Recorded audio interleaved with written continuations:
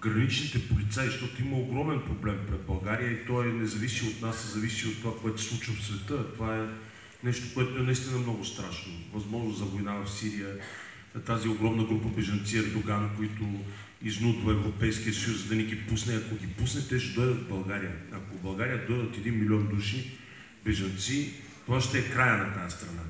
И това не се говори много за това нещо, което е ужасно, че хората пак еквилибрират с думите, а това е нещо много страшно за нас, като нация, въобще като държава. И този човек, който е граничен полицай, ми изпрати видео, което е снимал, но не иска логично човека да се казва кой е. Видеото е как вардат границата с брадви. Човека го е снимал. Аз ви казвам, аз не го познавам.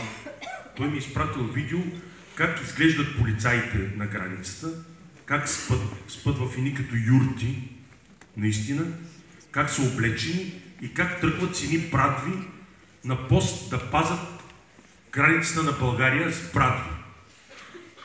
Това ви го казвам, все откроя, аз ще го пусна. Кога ще го пусна това точно? Утре. Утре ще го пусна по телевизията, ако имате време, гледайте. Ще го пусна видеото, защото то е зашеметително.